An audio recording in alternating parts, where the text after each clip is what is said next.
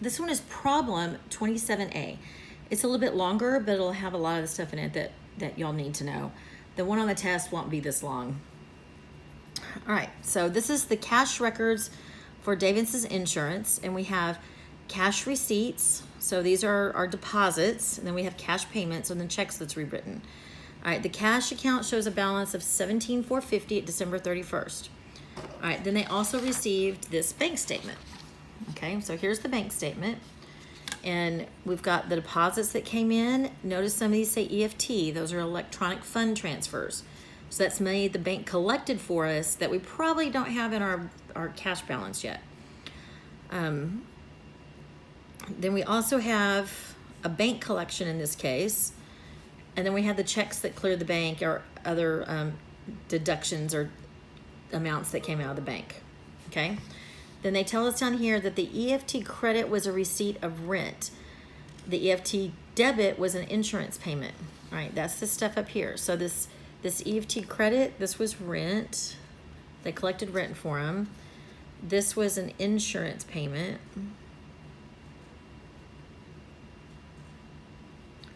All right, the NSF check was received from a customer.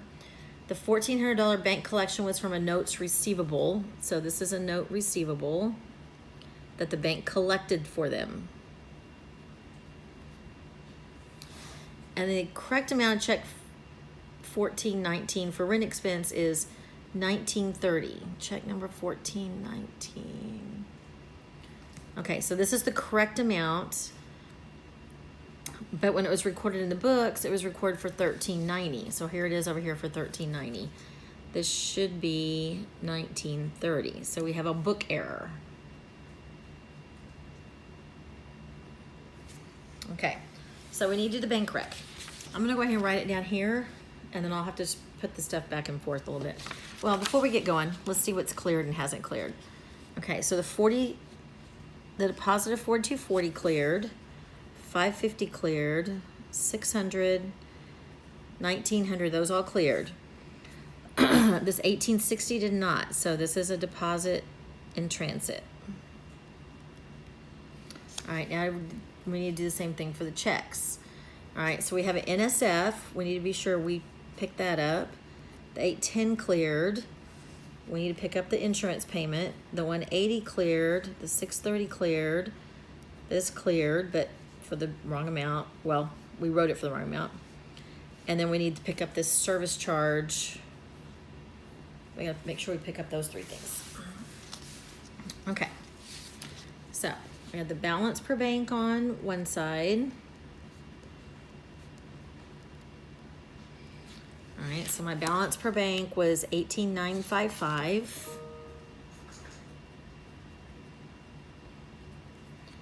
And I have my balance per books,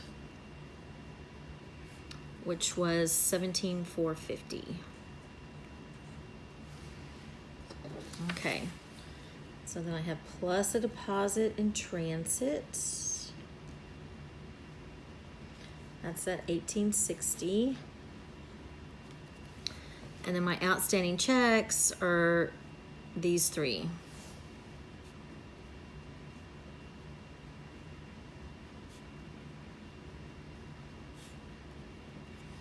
So number 1420 for 1490. 1421 for 700 and 1422 for 600. So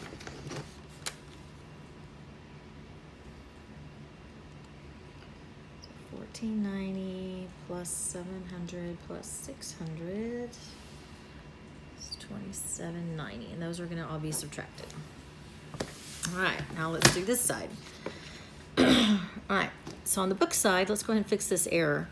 So you need to take the difference here, 1930 minus 1390.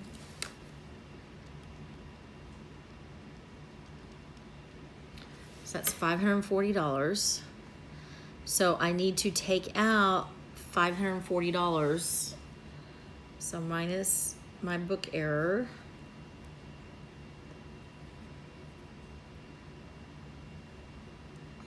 And you can group these, like you could do additions and subtractions. I just tend to write them as I go along. Okay, then I go over here to the bank statement, and they collected some rent for me, so I need to add that in. So plus rent collected, it was $350. Then they collected a note receivable for me.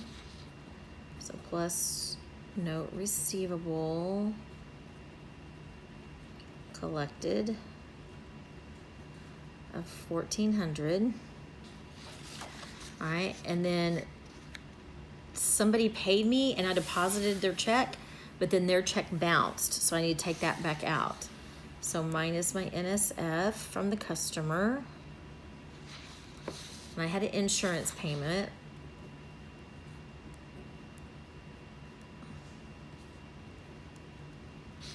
And then I had the service charge.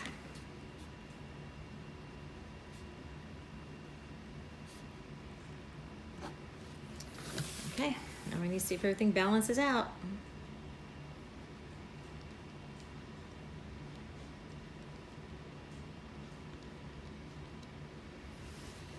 So 18,025.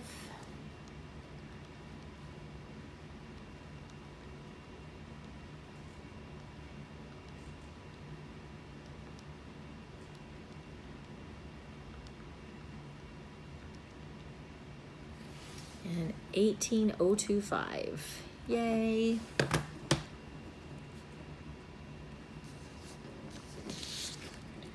So that is my adjusted cash balance. Okay, now what else do I need to do to finish up?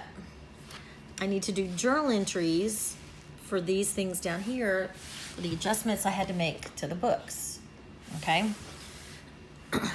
so let me slide this up. I can put some paper here to do those journal entries. All right, so I'm going to do journal entries, and I'm going to number them so you can see what goes with what. All right, so the first one was a book error, and it happened to be for rent expense. So I need to debit rent expense because it should be actually higher than it really was. So I need debit rent expense for $540. And credit the cash for $540. All right, then I collected some rent. So I'm gonna debit cash because it went into my cash account, and that one's gonna be rent revenue for $350. All right, then the bank collected a note for me, so I got cash of $1,400. And then I'm gonna credit the note receivable. All right, they didn't tell us what interest was. Typically, you would have this split between notes receivable and interest revenue. So I'm gonna go ahead and write interest revenue in here, even though they didn't tell us what it was or we didn't have any, but normally that's what you would have. All right, this is a check that somebody wrote us, a customer, and now they owe us that money back. So since they owe us that money, I'm gonna debit accounts receivable and then credit the cash for the $400. Then I'm having insurance payment. So that's gonna be insurance expense for $225, and cash is gonna go out for $225. And then I'm gonna have a bank charge. So I'm gonna do bank expense